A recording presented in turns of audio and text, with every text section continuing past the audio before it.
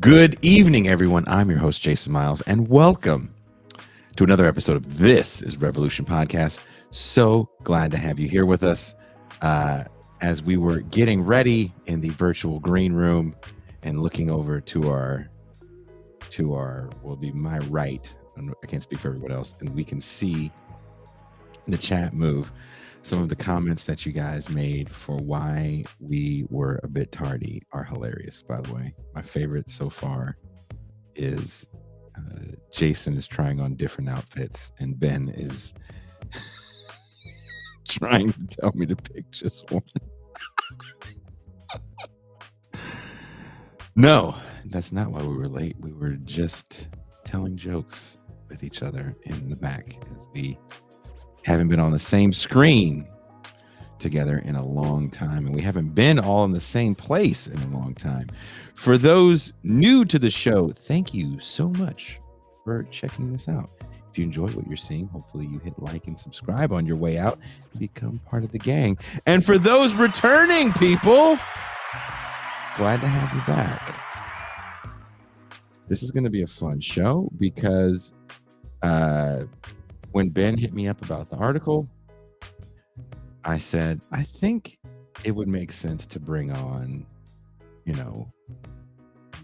some of the foreign policy members of the Central Committee. So coming in hot somewhere in the great northwestern region of British Columbia, please welcome Deep State Kumba. Hello, everyone. I guess in the Central Committee, I would be the Vice Commissar for Ewok Affairs. And we have actually everyone's favorite professor at Missouri State University, and he is being joined by his soon-to-be 5-year-old son, Jean Bajlan. Eid Mubarak, comrades and friends, Jejne Prosbe, and long live the fighters of Modib. I'm waiting to see the first person get canceled for a Dune-related tweet that's misconstrued as support for Hamas. Yeah, I'm waiting for that. I've turned my Facebook feed into basically a Dune meme feed. And don't you feel better already? I feel so much better. All I see is Dune memes. Now you see why all I do is try to find toy memes and silly stuff because I don't want to see. Check what we've got. What is that? Is that a Ninja Turtle? That's Rocksteady. That's a Ninja Turtle. Oh. Well, it's not a Ninja Turtle. He's a Ninja Turtle antagonist. Yeah, exactly. I mean, get it right, bro. I really hope you didn't call it a Ninja Turtle. Allegiance to losers. Oh. Like it. No, it's an accident. But that's what you get for getting that kid Rocksteady and not a Ninja Turtle. Well, it was it was a present from his uncle. What a mean uncle. It's not mean. What's wrong with Rocksteady? He's a good character. Rocksteady, Bebop and Rocksteady actually are the ones who, at the end of the day, get the fuel that they need to get the Technodrome from out of the center of the earth. Because They're the essential proletarian. Yeah, like they mess up everything for every single episode, but there's one episode where Shredder and the Turtles are off doing some real dumb shit, and then Bebop and everybody's like not paying attention to Bebop and Rocksteady, and they just steal some nuclear missiles, and boom, the Technodrome's back on Earth. So I think Bebop and Rocksteady deserve a lot more credit, and I think, frankly, it's racist that people are against Bebop and Rocksteady because they're coded black. And they're portrayed as being stupid, right? Just like Michelangelo, right? And the reason they put Michelangelo in that don't take drugs advert was because that was part of Michelangelo's community service, right? Yeah, but he's coded. Is he coded black? I always thought of him as a California surfer dude. Yeah. Yeah, maybe he's coded purple. Yeah, he's coded. But Bebop and Rocksteady are definitely coded as people of color. And Shredder is a Mexican. Uncle Phil? Yeah, Uncle Phil. Yeah, Uncle Phil is also the voice of Rao, the Conqueror of the World in Fist of the North Star. I didn't know that. the American. Anyway, bring Ben on because we're supposed to be talking about something serious. Speak for yourself. Are land acknowledgements simply performative liberal politics, or can they help us in having a better understanding of the history of a settler colonial past? Our guest today points out the more problematic aspect of denying one's human rights, regardless of whose ancestors were there first, from Ben Burgis's piece in Jacobin titled, "No One's Rights Should Depend on Where Their Ancestors Lived." The great German socialist thinker August Bebel famously said that anti-Semitism is the socialism of fools, since anti-Semites tend to scapegoat cabals of Jewish bankers for the problems of an entire economic system. To tweak Bebel's observation a bit, this kind of rhetoric about all Israelis being settlers whose presence in their country is illegitimate represents the anti-Zionism of fools. Zionism should be rejected because ethno-states are wrong in principle. No nation state should be a state of a specific ethnic religious subset of its residents, and the most just solution would be a single secular democratic state with equal rights for everyone. People who insist that Palestinians are indigenous and Israelis are not, and who think this is what makes the struggle for Palestinian rights legitimate, are embracing the logic of reactionaries like Tenney and Shapiro. We're going to get into that later in the show, while reversing the implication.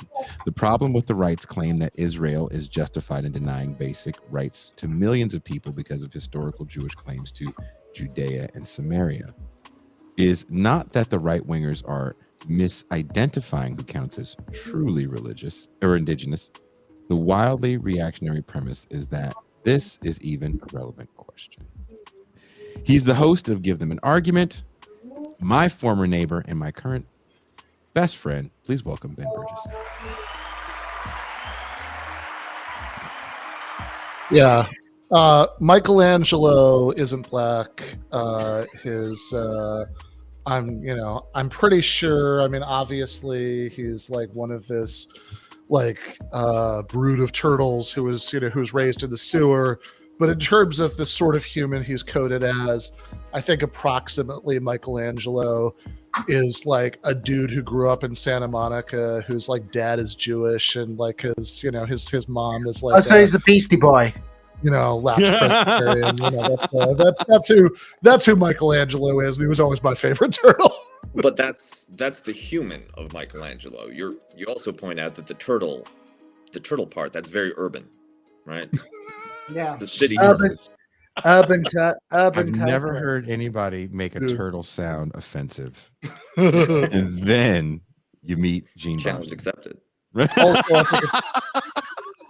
think it's fine to give Zal a rock steady. I mean, I was when I was like 13, 14, and my brother and my cousin were like 6 and 7. They were always played Turtles, and I always played Shredder happily, right? That's we can embrace all of the characters in the strange melodrama. To me, there's certain characters that when you get them as a child, they're the characters that were in the bargain bin. I'm older than everybody. So Star Wars characters like the white guy that had the mechanical thing on his bald head from Cloud City. Yeah, I remember him. He didn't even have a gun. He just had like a flowy little. He had a speed gun because he hands out traffic tickets.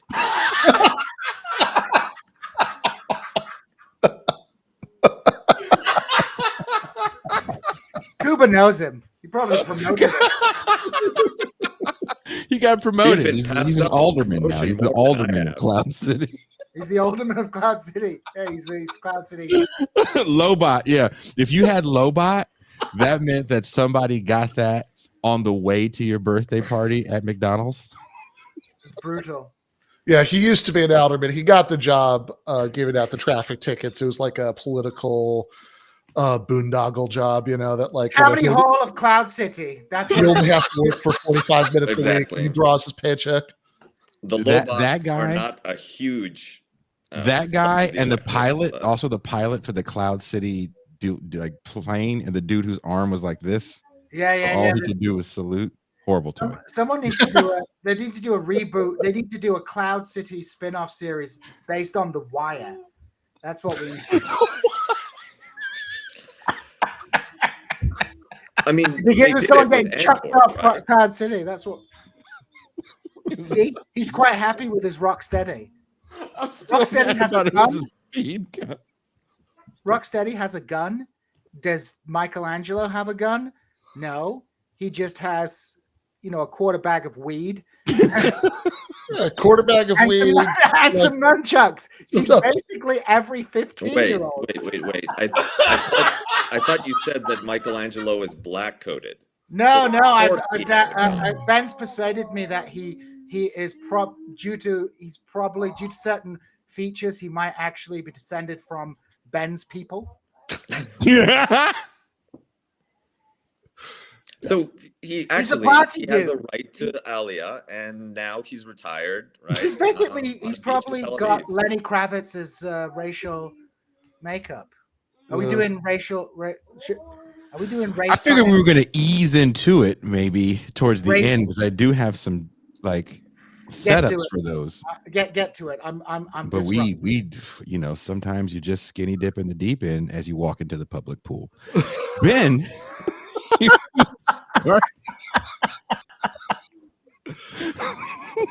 Sure. Welcome. For those new watching the show, welcome to This is Revolution. Ben, you start your article off discussing New York Congresswoman Claudia Tenney. Yes. She is introducing an act that will stop referring to the West Bank and Gaza as the West Bank, the occupied West Bank, and call it Judea and Samaria. Has the right adopted the liberal speak of indigenous ancestral lands and land acknowledgements? Yeah, so I mean, some of them certainly have, right? So the two, so I kind of start out talking about Claudia Tenney because that's the news hook, and I also think it's very funny to think about Claudia Tenney representing New York 14s. That's an upstate New York congressional district.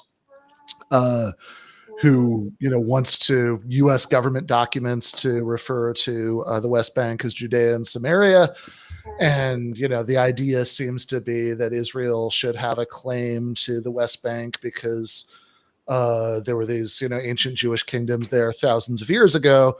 When, of course, we could go back just a few hundred years, and New York 14 was by and large the Iroquois Confederacy, right? That's where that's where that was, and presumably, presumably Claudia thinks that she should be allowed to,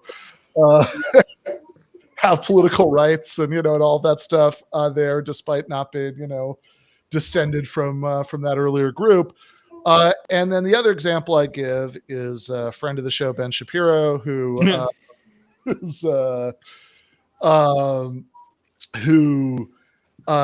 recently was at the Cambridge Union and argued with the students there. It's Ben Shapiro's favorite thing to do is argue with college students, undergraduates, but in this case he was doing it at a fancy setting at the Cambridge Union. And there's part of that where he he was talking about the left and decolonization, all that. He said, look, Israel should be the ultimate example of decolonization in world history. A native population returned after all this time, and yet people don't see it that way. And so there is, to me, this kind of funny, coming together like this way that in making these arguments, they've for one, they've done a complete 180, right, over like historical Zionist arguments. That if you go back and read your Theodore Herzl's, your Jabotinsky's, he was the sort of founder of what was then called revisionist Zionism, which is the sort of right wing of the Zionist movement that like is sort of a lineal ideological descent to Benjamin Netanyahu. These people, would just write all this stuff about, we're bringing like, European civilization in this savage place. But yeah, now you do have this sort of strange adoption of this anti-colonialist rhetoric by some Zionists who said, no. Well, if you think about it, right, really Jews are the indigenous people because there were these Jewish kingdoms there thousands of years ago. And so that's what grounds the claim to the land. And thinking about this, got me thinking about the conversation that you and I had with Amber Frost, where we were talking about land acknowledgements, and I think that people spend a lot of time having these very weird arguments about exactly whether the people that the Palestinians are currently the current Palestinians are descended from where exactly they lived 500 years ago or whatever. And people get very invested in this, and my view is that none of that should matter, that nobody's rights should depend on where their ancestors lived, that this is a sort of very basic question of the sort of foundational principles of the left, going back to the French Revolution, is that everybody is born with the same package of rights, right? Nobody should have more or fewer rights than anybody else because of who their ancestors were. What ethnic, tribal, religious, racial group they come from, and this is the problem with the problem with Israel really has absolutely nothing to do with this sort of question of firstness. That it's like, okay, do we start the firstness clock 100 years ago or 150 years ago, or we start it like 2,000 years ago?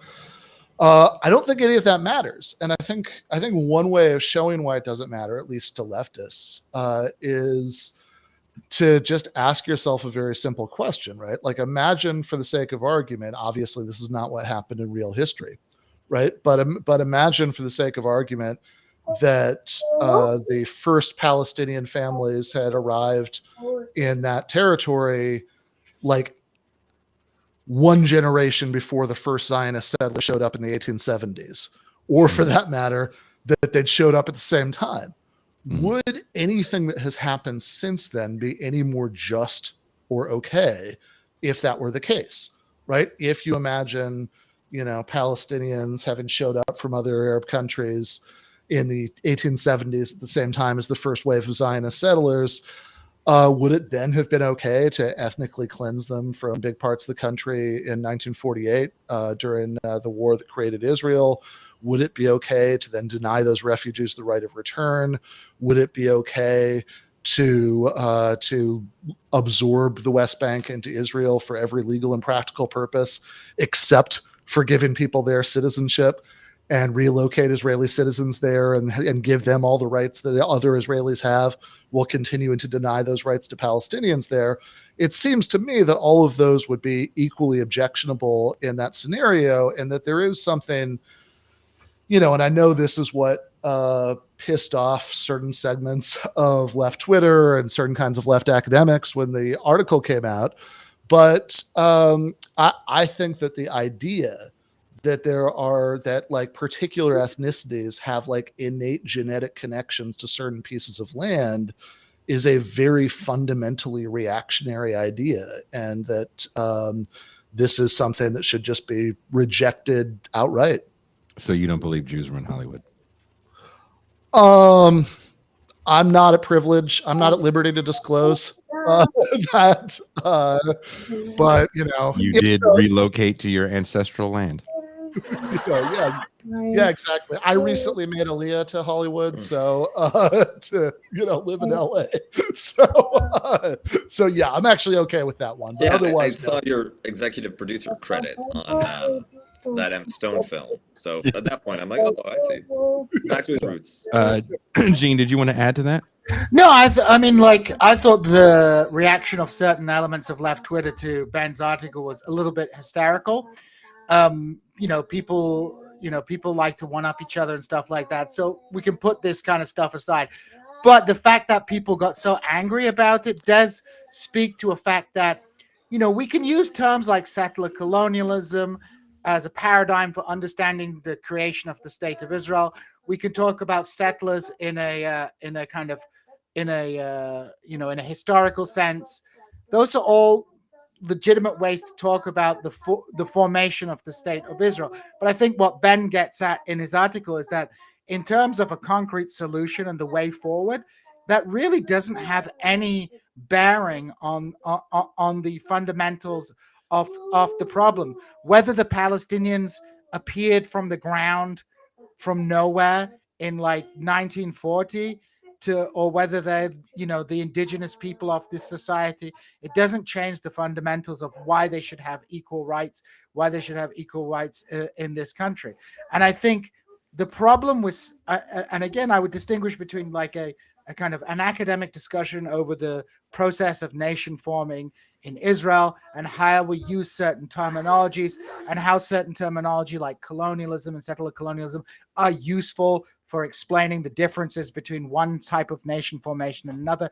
That's all fine. But when these terminologies are imbued with a kind of certain moral righteousness to them, you end up with basically kind of an inverted types, just an inverted moral high ground. It becomes a who was here first and who has the concrete rights to this land dispute, which I find is a completely futile way.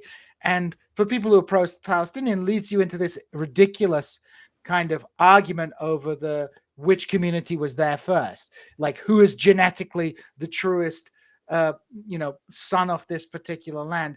And I feel that is a completely pointless political argument, and the left not only shouldn't engage it, but should actually actively avoid that kind of discussion. And I think back to something my dad told me years ago when he was a student in Baghdad. As with many nationalist conflicts, you often have one side trying to delegitimize the existence of another side. And the Arabs would say Kurds are a made-up nation. They were made up 100 years ago. But my dad said, okay, that's all true. So we still want our equal rights. Doesn't matter if I came back. So I think Ben concretely on this point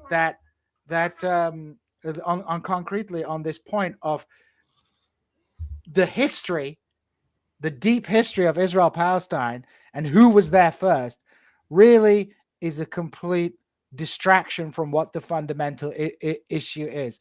And frankly, I think falling into that trap is a mistake. Not that the left matters at all, as they have no influence over policy. So this is basically arguing over it's like a group of nerds arguing over how Danny DeVilleneuve should direct the third part of the Dune movie.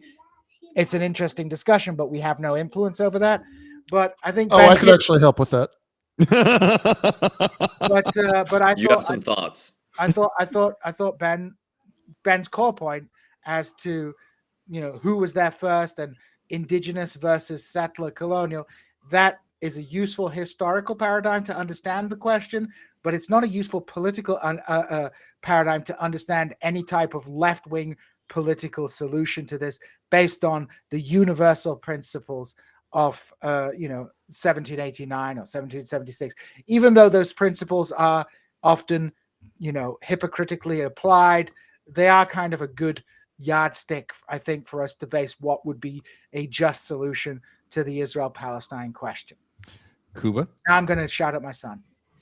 So let me observe something a little different, which is, why is it that the indigeneity debate has even become an issue? And why is there this response from certain segments of the left to anyone who refuses to forward claims of Palestinian indigeneity? And I think that there's a sense that with as little influence as the left has, the Gaza offensive is such a serious issue, and the status of Palestinians has been such a calamity for so long that we just use every rhetorical tool that we have, every rhetorical weapon. All we can do is tweet, all we can do is post, all we can do is talk. So don't deprive us of anything. If we can't beat them on political universalist program, then we'll beat them on this indigeneity thing. And when fighting Zionism, you can't adhere to the niceties of having a consistent intellectual position. I think that's a mistake, but I think that that's an attitude that's common on the left, even if many people won't necessarily admit to it. And for me, it's obvious that the indigeneity approach is one that's completely incoherent. And if you try to apply it to any political question, every piece of territory has had a history of settlement long enough so that different groups have been there at different times. No one evolved in situ, right? The Irish didn't climb out of the caves of. Are you sure about Donegal. that? Are you sure about that? Yeah, they pull themselves one They by one. emerged from the bog. Bogs. Jesus. No, people arrived to the different modern nations that their descendants now inhabit in different waves. Some groups came earlier, some groups came later. And so the claim to indigeneity is one that gets bogged down in historical debates and reify the identities that we have today, the ethno-national groups that we belong to, with and then backwards project that these bones are Irish bones, these bones are Israeli bones, these bones are Palestinian bones. I don't know what the level of continuity is between the biblical Canaanites, who probably have the strongest claim to indigeneity in the Levant, and contemporary Israelis or contemporary Palestinians or Somalis or Yemenis. In all likelihood, everybody who has one ancestor from that region has a little bit of indigenous Israeli Palestinian in them. But if you're leading a life on the other side of the planet, and this has nothing to do with your contemporary reality, then why should it matter? And similarly, if you don't have that blood quantum, but your family lives there, your life is there, you've been inhabiting there for generations, just not back in the Ooga Booga days, then why would that curtail the type of life that you can experience in the place that you live? And many contemporary states are organized along ethno-national lines. Poland, for instance, is an ethno-state. There's problems with that. There's reasons why it went that way instead of becoming a post-national or multi-ethnic or a state defined along other grounds. But that doesn't change the fact that we really should be considering the experiences, the needs, the rights of people who live in places at this moment in time that we can still help, that can still suffer, rather than backcasting to some idealized point where we start the indigeneity game. Yeah. And can I sorry, just add Gene. something? Yeah. There's nothing particularly unique about Israel either, right?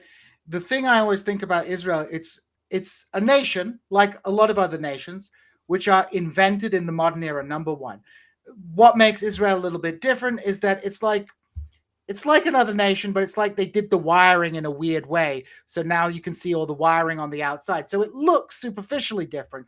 But at the end of the day, you can situate the violence that's taking place in Israel, Palestine in a broader historical context. A lot of the people on the left today crying their eyes out and rightly so, about what's happening in Gaza at the moment. It's absolute barbarism what's taking place there. But they've just spent the last 10 years shilling for the Assad regime, which has also deployed similar levels of sectarian violence against organizations and groups. You have a whole history of from the early 20th century, in the failure of the constitutional revolutions in the Middle East, a degeneration and retreat into ethno-national violence. And that has different expressions in different regions. I think it's impossible to deny that there is a quote unquote settler colonial aspect to the Israeli project, which isn't present in other parts of the Middle East. But at the end of the day, the crime is the crime. Whether you travel from across the sea to cut someone's throat and steal their land, or you do it to your next door neighbor, it's still the same fucking crime. Greeks and Armenians lived alongside each other, and there were horrendous levels of theft and violence directed against those communities. Throughout the 80s and 90s, my family's people, Kurds, were ethnically cleansed and had their lands appropriated and taken. Today in Afrin, the Turkish government is settling Palestinian refugees from Israel in houses stolen from Kurdish families there. So, we should separate the kind of like the barbarism of Israel towards the Palestinians from the kind of hypocritical way that certain people start like freaking acting out about this issue and getting mad if you don't use the proper use the proper terminology, if you're not hardcore enough about being an anti-Zionist. What the fuck does Zionism mean today? 100 years ago, Zionism meant many different things. It's Israeli nation-state nationalism, and Israel has a particularly vicious and exclusionary nation-state nationalism. But it's not something that's totally unique that only exists in Israel. But for a reason that, for a variety of historical reasons, people in the West are either hysterically in favor of Israel or hysterically opposed to Israel. Like, what makes the Israel-Palestine question such a big question on the international scene is that there are a whole lot of groups that have a deep interest either in the survival of Israel as an ethno-state or, the destruction of Israel as an ethno-state for different reasons. But, there's nothing particularly unique about this problem, and there's nothing particularly strange about what Ben said, that the solution to this problem should be based upon, as far as possible, a notion of civic equality. And, people like crapping their pants about this and going like, liberal Zionist that, liberal Zionist that. Go fucking virtue signal in Toronto, right? Go where, no offense, Cuba, Canadians, but like, I'm really quite fucking sick of it, to be honest. Yeah, I'm quite sick of it. I'm quite sick of all these assholes who, for the last 10 fucking years, have been making every excuse for the Assad regime to bomb the shit out of. Oh, well, they were Islamists. Well, guess what? Hamas are Islamists. You can fucking pretend that they're not Islamists, but they are Islamists. They don't have a political solution for any of this, and so people getting mad at Ben for having not framing the question precisely how they want to frame it is just the absolute pathology of the left. We could disagree. Like, I'll give credit where credit is due. Donald Parkinson from Cosmonaut, he disagreed with Ben, and he laid out his reasons.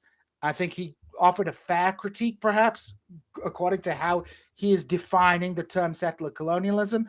But when we say settler colonialism, there are academic definitions. There are different academic definitions of the term. But then there's also the way that it's just used in political vernacular, just as a kind of like settler colonialism means that you can, go cut the throat of anybody. It's like, look, I think that if you're having a rave next to the Gaza Strip, right, and you're just like being hedonistic, it's kind of a little bit, there's something wrong with that. I think it shows a pathology in the society. I think you'd have to be a bit nuts to want to go rave next to the Gaza Strip. But the punishment for being a kind of selfish asshole shouldn't be getting killed, right? So, I think a lot of people are virtue signaling around the left. And, the hysteria from Zionists is always like, oh, this is all about anti-Semitism. Well, never assume anti-Semitism when brain-dead third worldism and Maoism could be a better reason why people are having such freaking dumb takes on this. Palestinian political organizations have better takes on this issue. PLO in the 70s is talking about a unified state for everyone. Even Hamas says that it doesn't want to Mao the entire Jewish population. Whether they really believe that or not, whether we could trust Hamas as a political doubtful. That's a different question. But if you're like these absolute brain dead fucking morons who are like pretending that, you know, like Hamas is just your friendly neighborhood nationalist organization. Well, Like it's Eagle an Scout. Islamist freaking organization. Yeah, it's not Al Qaeda, but like, let's not pretend. No, anyway. no, and I really like your point about how this is that how some of the like gray zone people, for example, Ooh, and damn, this you is naming not names like already. because like this might superficially sound like what Gene said, like I think a much worse argument that people will make, you know, that like Zionists will make, where they say, "Oh, why are you getting mad about this and not about this and that and the other thing?" Which is, you know, of course, just the sort of perennial whataboutery of defenders of anything that's indefensible, right? Like this is like you can go back to the 80s and find op-eds in defense of apartheid South Africa. They're like, oh, why are you talking about South Africa when there are all these human rights violations in all these other African countries? But that's not what he's saying, right? I mean, like I think what Gene's saying, which is a very good point, is that like there are these certain kinds of campus, you know, there's the gray zone people, for example, who it's not just that they weren't focused on what was going on in Syria. It's, you know, because you could make an argument that, you know, you should prioritize the crimes that are being committed by your own state or its proxies, but it's that they were actively excusing it, and they were actively excusing it in ways that are obviously inconsistent with their much better views on Israel-Palestine. That you know, people would say, oh well, you know, Assad is doing his okay because he's fighting Al Qaeda, you know, which is, you know, a whole other thing, was always bizarre to me. But yeah, I did just want to say two things about this. One, you're certainly correct. I think both Gene and Kuba said versions of this. That it's not that the Israeli case is qualitatively unique. I think it's an extreme case, right? But it's not a qualitatively unique case. I mean, like just about any nationalism around the world has some level of ethno-nationalism in it. You know, that there are like countries where you have more or less of a civic nationalist tradition going against the ethno-nationalist tradition, but you know, the ethno-nationalist element is all, you know, is rarely entirely absent.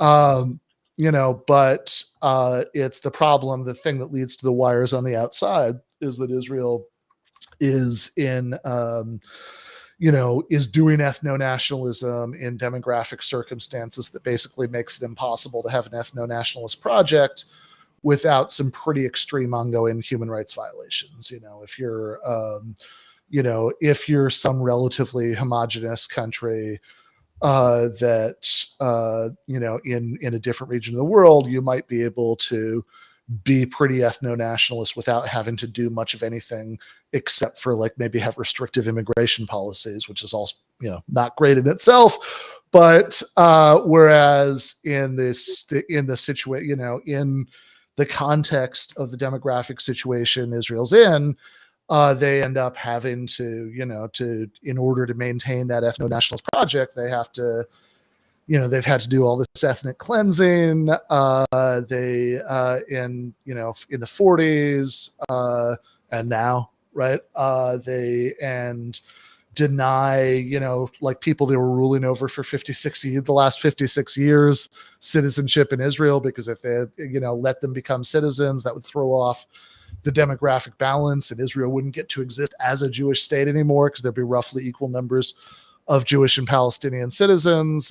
They end up doing things like they have a law that's been on books or keeps getting renewed, you know, for the last bunch of years, where if you're a Israeli Arab and you're an Arab citizen of Israel and you marry a West Bank Palestinian, you can't live together as a married couple in Israel, allegedly for security reasons, but pretty obviously for demographic reasons, right? So all this stuff is really obscene, which is why, you know, for many years I've had a pretty like straightforward anti-Zionist position. I don't think that Israel has a right to exist as a Jewish state. I don't think any country in the world has a right to maintain its ethnic majority by violating the rights of others.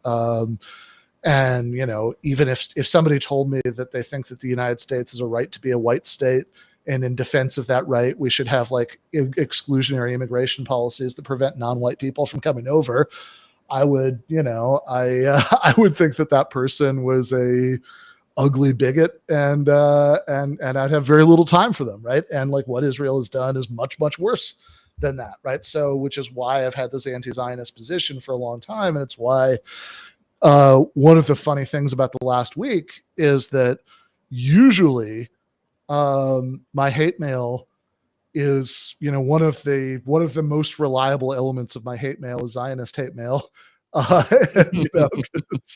Because I'm usually, I've usually written or said something recently that set them off. And so it's been very funny to spend the last week having a lot of people who are mad about this article describing me as a liberal Zionist, which is, kind of amazing. And sometimes, in the, like on Twitter, since there's something very wrong with me and I engage with this stuff way more than I should, that like I will sort of press people on some of this. And yeah, I think the logic of the position ends up taking them to crazy places, right? So if you extend the concept of a settler, and clearly in the article, I'm not talking about people who are using that term in a sort of very abstract, refined academic way to mean the privileged caste of a settler colonial state, that like you no longer be a settler if you changed the political system. But, people who say, oh, all Israelis are settlers, where oftentimes the next sentence is settlers aren't civilians, or, I'm not going to get mad at indigenous people, doing anything to settlers, or if you really believe in a right of return, you should be okay with mass displacing Israelis to restore the exact land arrangements of an undeveloped country in the 1940s. And I had somebody on Twitter the other day telling me, oh, like presenting as if it was a reductio ad absurdum of the view. It's like, oh, so would you be against, would you have a problem with what the Algerians, did to, the French settlers? I was like, yeah, I mean, I think Algerian independence is good. Killing random French civilians is bad. That's I'll go even further, Ben. I'll go even further than this. I would say that the displacement of Germans from Prussia and other parts of Silesia was probably not a good thing to have happened. No, it's not. I mean, in fact, it's really funny because like I saw somebody else who one of the others sort of like, oh, in that case, it's what the Zionists will argue that they're doing to the Palestinians, because they will say like, I've heard people I know who are hardcore Zionists say like, well, after the Second World War, Germans were pushed out of Prussia and Silesia. Yes, which is horrible. I mean, there's an old Nathan Robinson article from Current Affairs. I do not remember what it's called, but it's the one about Ben Shapiro. It might be called The Cool Kids Philosopher. So it's one of those classic Nathan Robinson 10,000 word takedowns of some reactionary figure. And in part of it talks about this old article that Shapiro had written many years ago that was sort of apologized for, that where he said he advocated the mass transfer of all Palestinians out of the country. And he said, oh, if you think this is genocide or whatever, it's like, no, it's not Hitler, it's Churchill. And then he mentioned the transfers of ethnic Germans out of those areas in Eastern Europe at the end of World War II. And Nathan goes into like long quotes from historians about what that process looked like in practice, which is just as horrific as you would think it would be, because there really are not a lot of examples of nice ethnic cleansing in world history. So it's like, yes, of course, that was an awful thing. That was a thing that should not have happened. That's, everybody, like nobody deserves to have fewer rights because they're a member of the wrong ethnicity, whether wrong ethnicity means the one you think is inferior, or wrong ethnicity means the one that, where members of that ethnicity haven't been around as long, or they came under the wrong circumstances, or anything, right? So, and this is not, and I think this is a very like deep ideological confusion by parts of the contemporary left. So, for example, I was reading Naomi Klein's book, the new one from last year, Doppelganger. And Naomi Klein is somebody I basically like. I think she's, right about most things, but like, I think she is very fond of identity politics. I think she sort of buys into all the identity politics catechisms in a way that I'm not crazy about.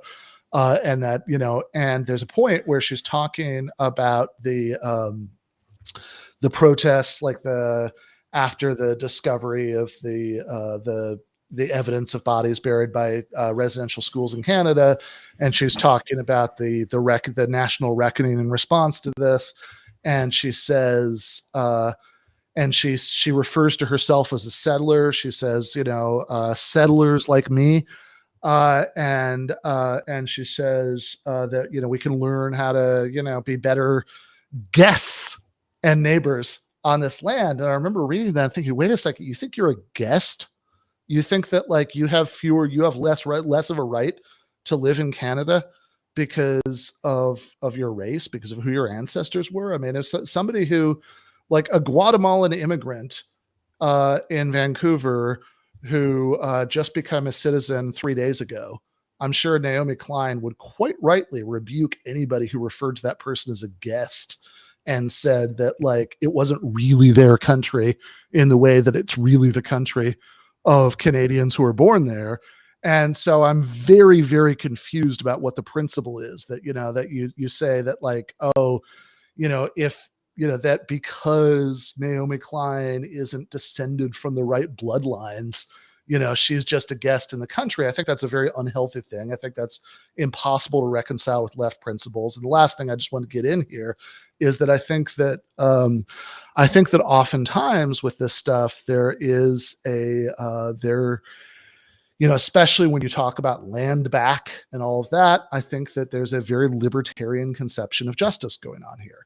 A very not leftist conception of justice. If you think about like the last section of Capital, when so there are 8 sections of that book. The last section is the one on primitive accumulation, talks about the enclosures, the process by which, the majority of English and Scottish people were driven off of their land, lands in the process of the rise of capitalism. And of course, the conclusion is, well, of course, there's no turning back the clock, but this expropriation lays the groundwork for expropriating the expropriators and creating this better society. And that same kind of distinction is the distinction between somebody like Rawls and somebody like Nozick, that that a left liberal philosopher like Rawls is looking at, okay, how equal or fair is the distribution of resources right now? And a libertarian like Nozick is looking at, oh, did it come about the right way? And I'd say if you have a conception of justice that's about trying to turn back the clock to the property arrangements of some point in the past, rather than trying to create a more equal society going forward, I think you have landed on the wrong end of a really fundamental divide. Yeah, let me just add a little historical context to that as well. If we look at the history, and this is not my area of expertise by any means, but I have some passing familiarity with the academic literature on this. If we look at the territory that comprises Israel, Palestine today, the privatization of land and the creation of modern capitalist relations, dates back from the Ottoman period, and many of the problems that gave rise to, that are directly linked to the kind of Israel-Palestine issue today, we see those coming into being because, for example, land is privatized. Landowners in Beirut and Damascus get control of that land and then sell that land from underneath the peasantry's feet, right? So returning back necessarily to a pre-Nakba set of economic relations in Palestine is not something that can be done. It's not realistic, and it's not even desirable. When we talk about land, the complete nationalization of land by a binational state would probably be an important precondition to resolving these issues, not having to re-adjudicate, capitalist land relations. Anyway, sorry, I jumped in there. Kuba? Yeah, I could tell that some of the examples cited were intended to bait me into a response. Wrocław, Szczecin, these are and have eternally been Polish cities with true Slavic blood mixed in the mortar, the clay of every brick, the very structures. Which was just because it was the cheapest building supply available at the time. Exactly. The children's blood was actually there. You get less per unit, but it sticks better. But I think that I don't find anything to object with the notion that expelling millions of civilians from their homes, places that they've lived for generations, places that they want to continue to live, is a positive, acceptable course of action, regardless of if those civilians are Palestinians or Israelis or Jews or Germans or Poles. And one reason why we need to be careful about entertaining arguments about indigeneity and historical claims to land is because it leads to that kind of ethnic cleansing. If there's one justification for inhabiting territory, and that is indigeneity, and it is not something that can be shared, ultimately, everyone else needs to leave, right? Is there merely at the sufferance of the people who belong to that bloodline. It's a literal bloodline. And the West, the contemporary international legal system, has tried since World War II in different ways, maybe even earlier in some idealist communities, to move away from notions that tie blood and soil together. Different countries have had different levels of success. Canada, my much maligned Canada, is actually a pretty good example of a country where that link between blood and soil is not the basis of your rights as a Canadian, although actually the engagement with First Nations land claims and things like land acknowledgement rituals reopen that debate, except with a different group privileged as the holy landlords. And I'm not going to apologize for the expulsion of Germans after World War II. I think that once the mechanisms of blood and soil ethnic warfare start rolling, then this is precisely what happens. And it's precisely why we need to stop them, why we need to prevent land disputes from being understood, defined, justified in these terms. And it's not an isolated incident, right? Ironically, Vladimir Putin, in the debate that, in his interview with Tucker Carlson, the one where Ben and I did an analysis, he uses historical claims and justifications and letters from Bogdan Khmelnytsky to justify the invasion of Ukraine, and presumably at some point either an ethnic cleansing or some kind of partition of Ukrainian territory. And the reality too is that as your empire expands and you absorb new areas which have their own historical claims, this process can go on forever. You can use it to justify ultimately imperial, universal empire by saying that, well, when we absorbed Ukraine, then that meant that we're the inheritors of the Kievan Rus, which means that Belarus and the Baltic states that had Varangian settlements also belong to us. And once you take the Baltic, well, because of our stewardship of the Baltic tribes, right, it's actually the entire coast all the way to Denmark that belongs to us on an indigeneity claim.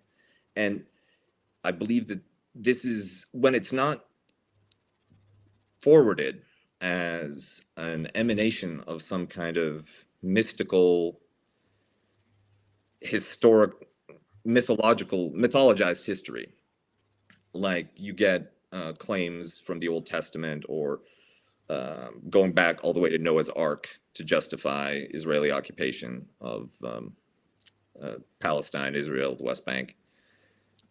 Now, those people believe in it, but it's wrong. Other people like Putin are just using it as an instrument to manipulate opinion and to try to reorder what is an invasion and a conquest into some type of liberatory campaign. Gene, did you want to say something? Yeah, and I agree. I agree with Kuba. Once you set in motion a kind of ethno-national politics, it has a chain reaction that leads to the degeneration of society, the fragmenting of people, the unmixing of people, to use a kind of more academic phraseology about it. And ideologically, really, I think Ben is right in highlighting, as much as people don't like to hear it, but like a lot of these arguments merely just kind of invert the nationalist logic of the other side's argument. We see this everywhere with identity politics. Ibram X. Kendi is the intellectual heir of Strom Thurmond, right? That's what it is. You become, once you center the issue on adjudicating historical barbarisms, well, guess what? History is a litany of barbarism, and we can all pick and choose which barbarisms we want to emphasize and which we don't want to emphasize in order to construct a nationalist narrative. I think it was Renan who said, nations is not just about remembering, it's also about forgetting certain things that happened in the past. So, if we want to have, and I think large parts of the left, or the so-called left, are under the influence of an extremely right-wing preposition, extremely right-wing kind of premise of their politics is in the sense that they don't reject nationalism, identity politics, and racism, but rather they think that the solution to these historical injustices is merely inverting the normative values associated with particular ethno-national racial groups. We can look historically at how nations and communities and conflicts take place. We can even apportion blame for these conflicts. But critically, as Kuba, I think, is hinting at, he doesn't need to apologize for the ethnic cleansing of Germans from Poland, because he didn't fucking do it, right? He wasn't involved in doing it. Collective guilt is another extremely pernicious thing. A lot of these people claim to be freaking Marxists. Well, but what if people say that Cuba inherited the benefits of that ethnic cleansing? Well, Poland's not much really benefit to inheriting. Wow. All right. No, that would have been my response as well. But even if like this is also, let's actually dwell on that thought a little bit, right? That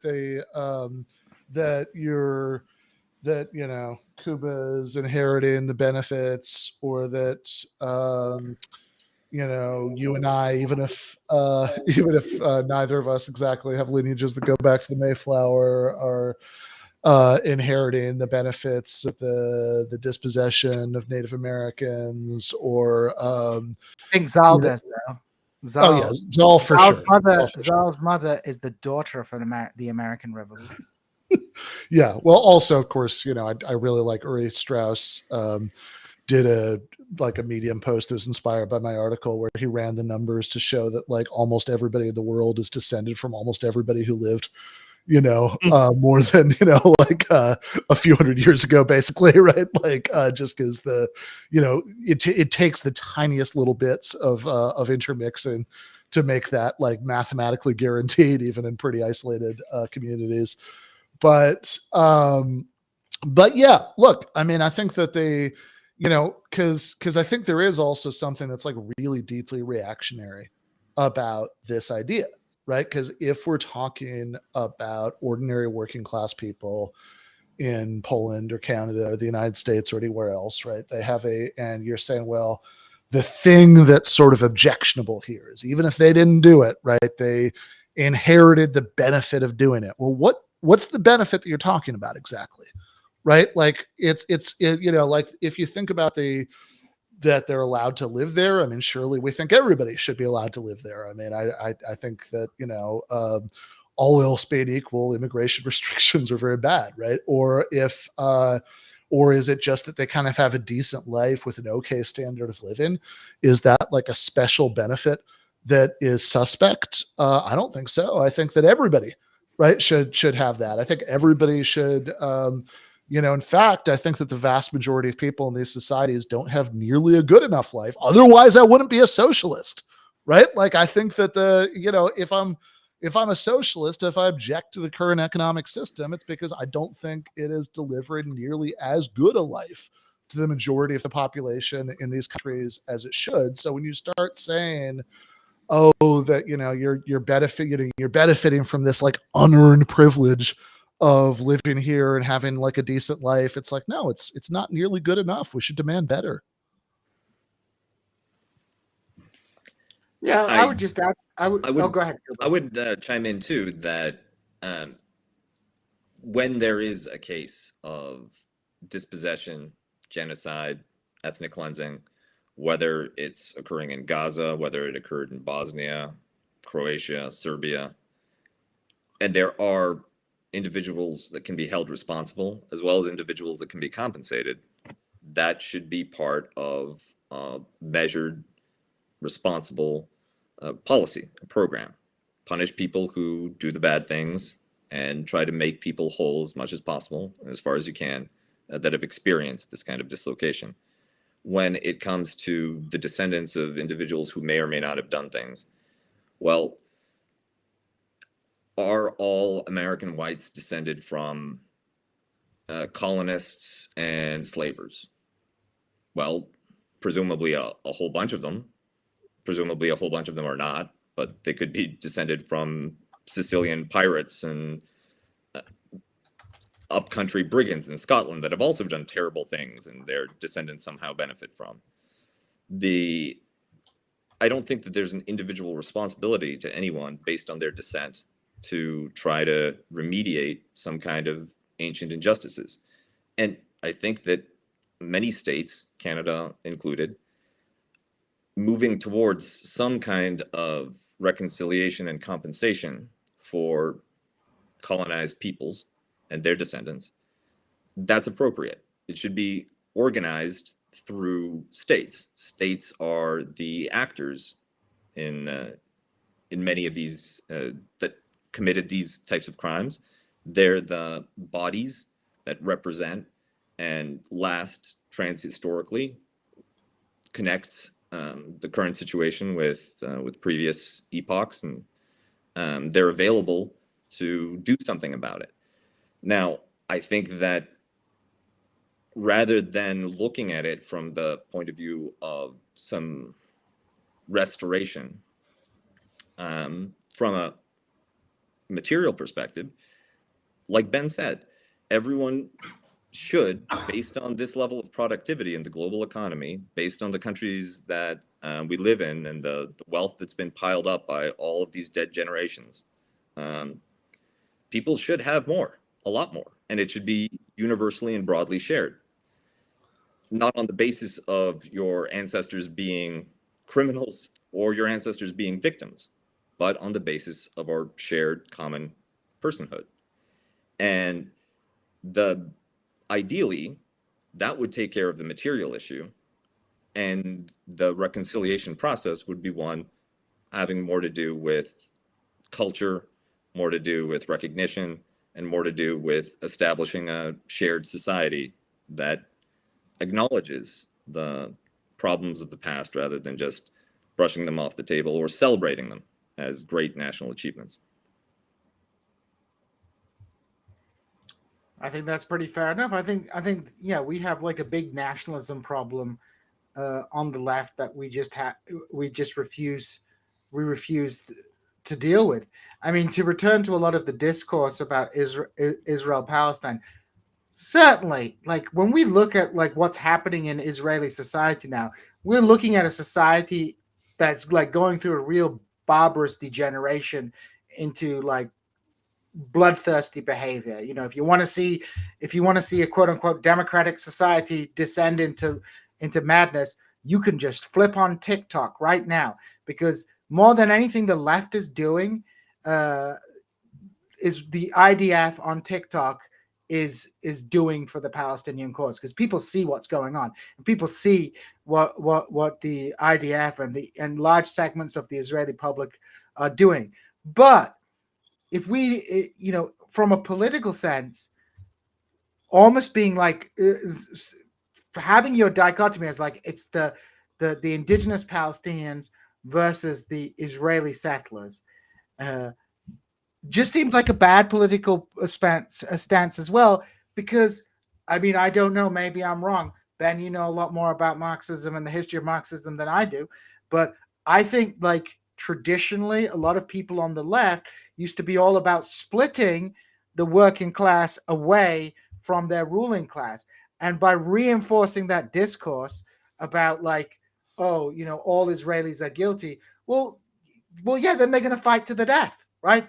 It's just like people who go and like white people this, white, just like, do you really want white people to start thinking themselves as white people and acting collectively at white people? No, you want to exploit the fissures within that society. Yeah, as I believe Kuba said, I think it's probably a bad idea in the long term to encourage white people to spend more time thinking about their whiteness. Exactly. That historically leads nowhere good, right? Like, and let's not forget the Palestinian ruling class as well has been hook and crook in this, either as kind of stooges for the Israeli occupation force, or as being a pretty socially reactionary Islamist political organization. So, people on the left talk a freaking big game, but, they don't believe in their principles. And I frankly believe a lot of the fucking hysteria on the Western left about Gaza is less about fucking Gaza and more about a bunch of failed leftists in the West.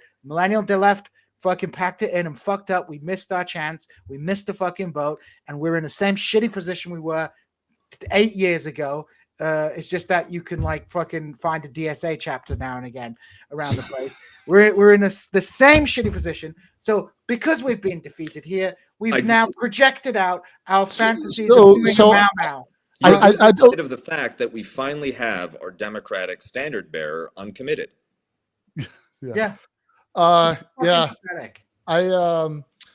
mean, look, but that said, right?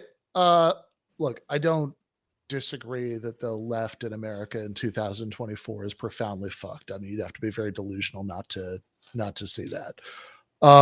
But I also don't disagree that some of the people who are like the maddest about the article, for example, do sort of. Well, let's say it. Fucking Aaron Mate, that fucking psychopath scumbag who is shilled for the Assad regime, which has killed millions of people in the name of fighting Islamism, because the people they were fighting were assholes too, butchered the people of Aleppo, and this son of a bitch is being lauded by the fucking left as being, look, he does good journalism.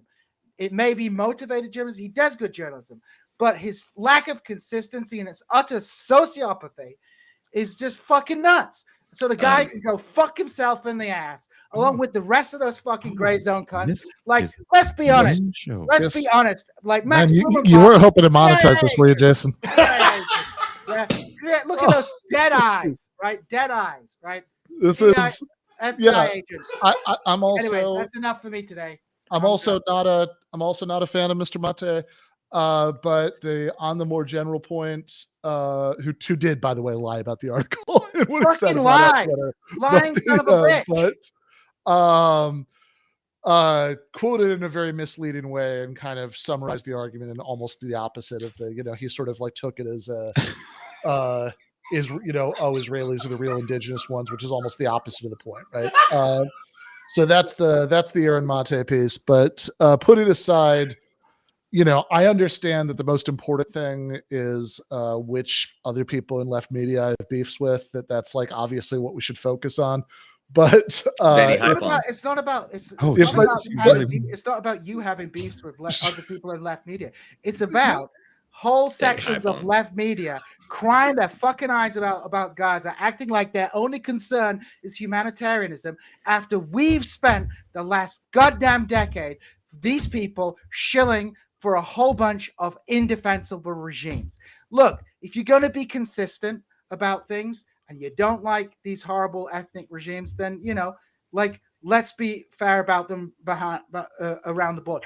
But if the Palestinians were getting US aid to fight Israel, a Chinese proxy, these very same people would be like defending Israel's right of existence. Just like you see all these contrarian leftists in Spiked magazine and who's that? The Frank Ferruti guy. All these people who cry all day about identity politics in the West is killing everybody. But all of a sudden, there's a terrorist attack in Israel, and they've all become the biggest defenders of Jewish ethnic exceptionalism, and how, like, the only way for the Jewish people to be safe is to have their own ethno state. None of these motherfuckers are consistent. Like, at least have bad politics and be consistent. It's like, I don't know. I'm fed up with it. Yeah. So I agree. Let me with a cut lot you of off that, real quick but here, Ben. Let me cut you off real quick here, Ben, and just make a public service announcement for TIR. The statements made by Jean Bajelon. Here I sound unhinged, Charles. You go fuck yourself, you dumb fuck. Okay, You are Gene. banned. Gene. Yeah. First of all, can we not fuck anybody? This is a Yeah. fuck free show. It's a fuck free zone. I do want to say something. Look, and I know that if there's going to be fucking, it's in the champagne room. But I did just want to make one Go ahead, actual go ahead. like one actual substantive point and one plug, because I know we're like wrapping, we're nearing the end time here. So that I do agree with a lot of what Gene says. I wouldn't put it as colorfully, but I agree with a lot of what he says about certainly the hypocrisies of certain kinds of third worldists, and then he has and also on the sort of bad structural position of the left right now, right? Like, obviously, things are grim. It would be ridiculous to deny that. But I do also, I don't want to, just attribute what you're talking about to that, because the fact is that you did get a 100,000 people in my home state, 10 times as many as the Trump Biden difference in 2016, voting uncommitted, which I actually find incredibly encouraging. And you do have a lot of people who are not just like powerless lefties. You have a lot of normies who are actually very, very angry about what they're seeing on their TV screens right now, what they're seeing if they see these deranged IDF TikToks that Gene is talking about. To the point that there really is. It's not just like I'm the canceling comedians guy. I'm never going to deny the existence of left ridiculousness. It's real, but quite separate from that, right? There really is a tidal wave of, I think, authentic, organic anger about this. I mean, there are polls where 50% of the people who voted for Biden in 2020 think that what's going on right now is a genocide. And 30% aren't sure. This is a real thing, and it's an important thing, and it's right. And this is like, I counted up before, this is, this article is depending on how you count it, the 16th or 17th thing I've written for Jacobin about Israel, Palestine, I think just since October. And this is something I care about a lot, and I have for a long time. I have it's been an issue with people in my life in the past, right? How much this issue is a big deal to me, right? This is, and I think, and I, but the way that the reason I've always been an anti-Zionist is because I believe in human rights, and I believe that human rights are for all humans, and I think that that's enough, right? But who are the humans? God, that's grim.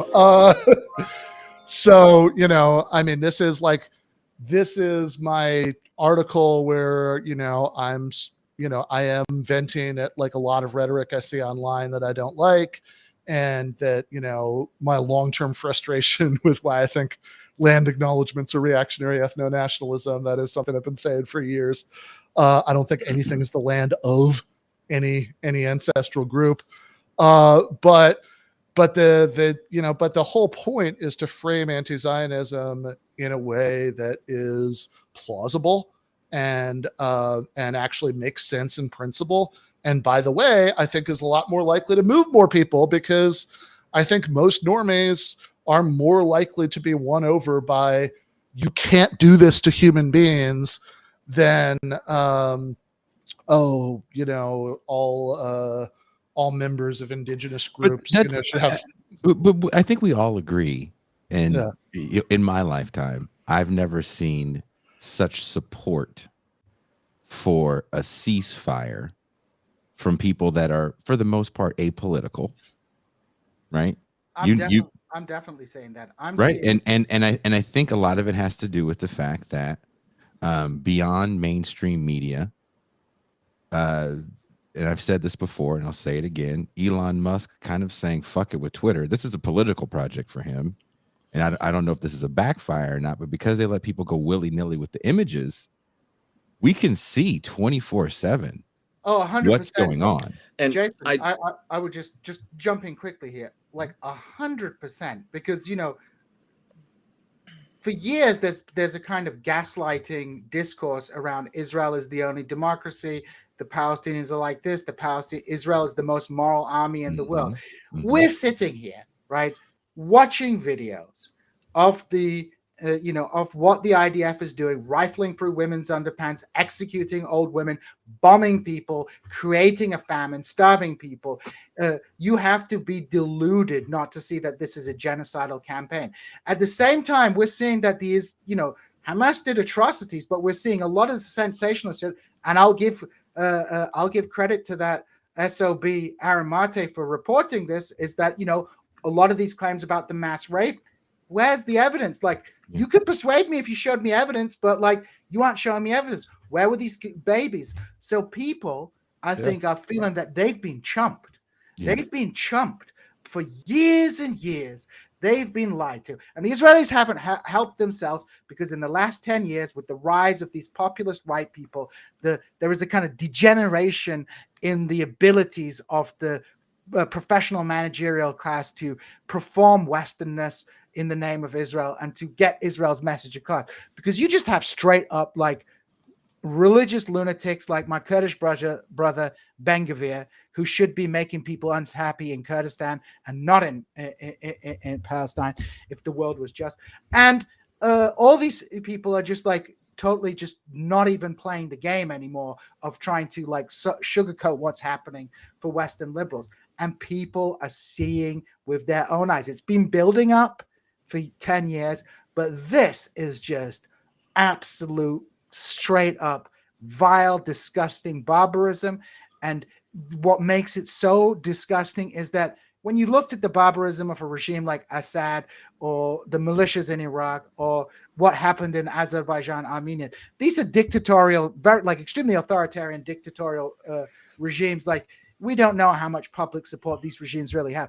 But in Israel, Israelis like to go and blame the Palestinians for voting for Hamas when most of them were still in the womb or a twinkle in their parents' eyes at the time. But the Israeli public voted for these lunatics, right? So this is quite disturbing, I think. People, I would still hesitate to say let's collectively blame all Israelis, but there does seem to be a certain amount of popular support for what is genocide. And I would, I think that building on the idea of how do you reach normies, why are normies reacting to this?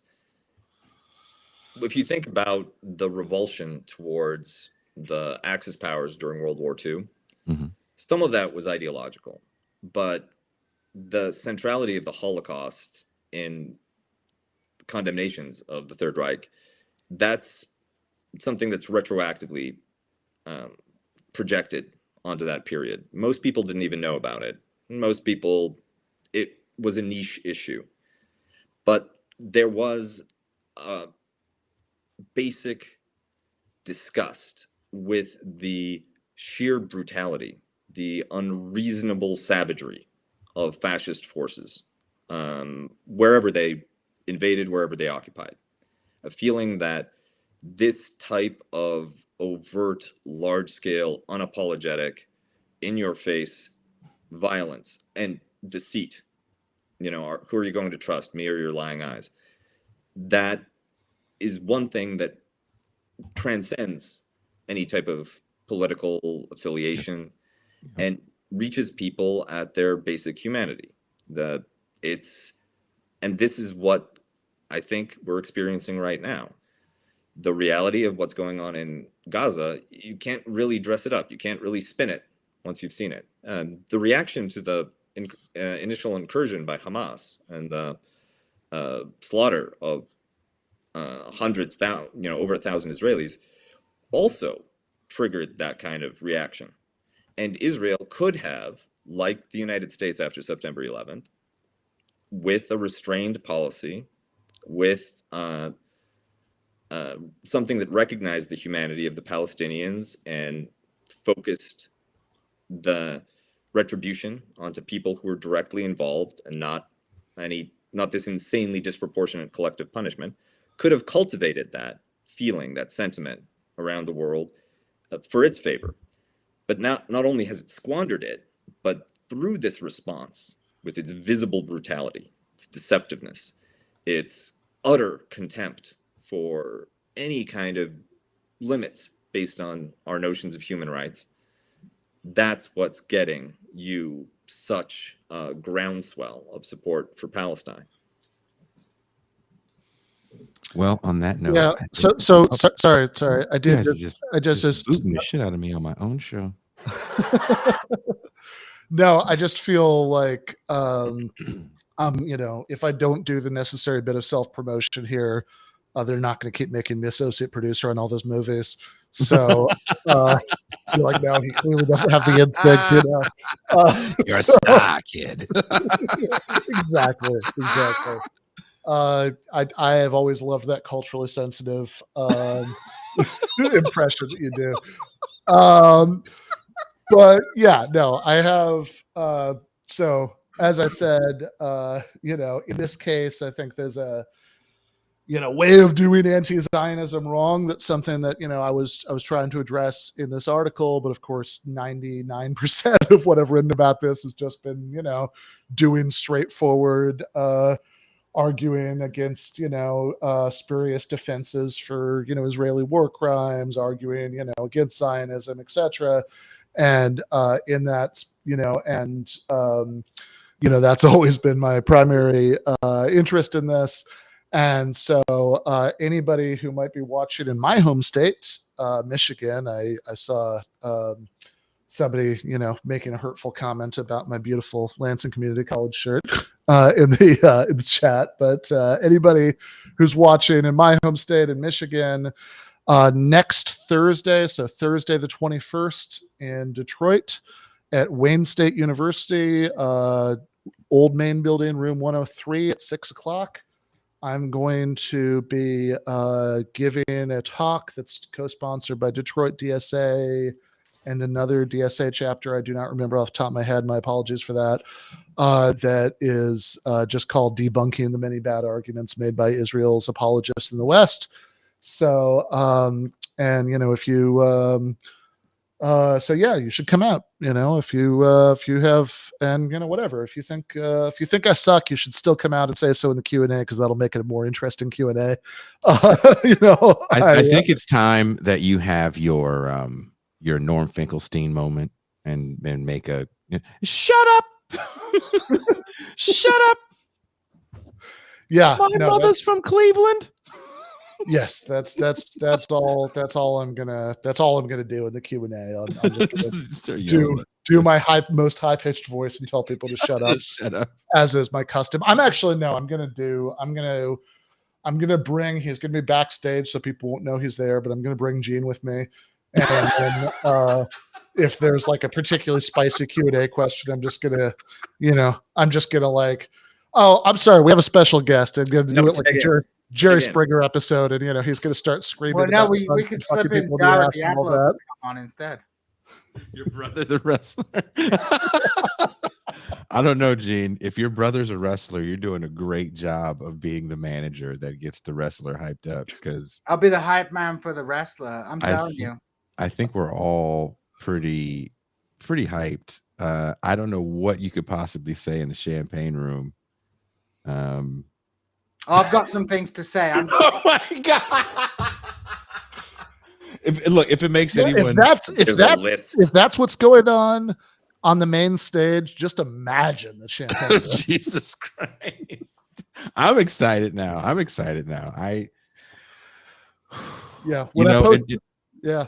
In all fairness, we've been all having our own little issues with the world in which we exist in this online media thing, and we've all had our own personal conversations with each other. I definitely had one with Jean Bajlan earlier today. A little bit. I didn't know that he was saving that all up for tonight, so I'm excited for the champagne room. If you are watching the show on Ben Burgis's channel, I'll give them an argument. He also has a link, and he will be having it for his patrons as well. Yeah, so wherever you're watching, when I posted it, I said the champagne room was going to start 10 minutes ago, but whatever, it'll start soon. Well, they got free champagne. All you guys got some free champagne. I want to thank everyone for watching. Comments, even if you disagreed with what was said on the screen, I appreciate your engagement in this conversation wherever you're watching this show, be it on This is Revolution or Give Them an Argument. There should be a link in the description to Ben's article. And if you disagree with it, if you disagree with any of the comments, leave a comment and tell us how you really feel. Jean Bajlan style. That's the best way to, you really want to get under anyone's skin on the screen. Leave one of those long essay length comments. Those Where are it kind of sounds like you're agreeing, but you're also like shivving them. Oh man, I love it. Well, I did enjoy. There was I don't usually catch Majority Report anymore, because I work at that time. But the other day I had it on, and they had a caller who I think was a Black Power Media fan who came on. Oh yeah, calling him as, and all I can think about is like Jared Bull's Jewish.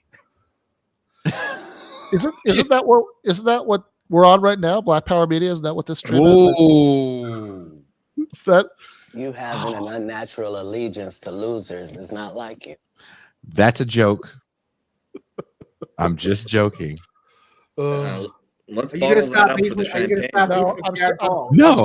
I'm sorry. I get the names of shows confused. This is the Revolutionary Blackout Network. Oh, now this one is not a joke. You having an unnatural allegiance to losers does not like you. The first one, total joke. The second one, look, I just don't think it's appropriate to make jokes about people with learning difficulties on this show. Okay, so let's go to the champagne room. Yes. You know what? Hold on, Gene, you deserve this for the main show, and we never do this on the main show, but you deserve this because you kind of killed it. Here it comes! Oh my God!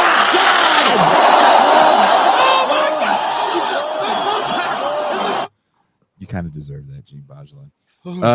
Wherever you are watching this show, there are links to our Patreon where we have a link up for our champagne room. You, for just $3 a month or $30 for the year, you can have access to champagne rooms past and present. We are doing a movie night this Friday, which should be a good time. Jason thinks this. I have no problem with Jared Ball and the Black Power Media people. I think Jared does good interviews. Jared Ball does good interviews. Jared is a nice. He wrote a very important book, and Jared done something that none of us can do. He pissed off a Grammy Award-winning rapper so much the dude wrote a diss song about. You wrote a diss song about Jared Ball? Yeah, Jared Ball fucking got into Killer Mike's kids. I mean, he was right. Jared Ball. Jared right. Ball, critical support for Jared Ball and his war against Killer Mike. So yeah, so there you go. That we can joke. You know, Pascal's gone on the show. They don't have me on for whatever reason. Yeah. But anyway,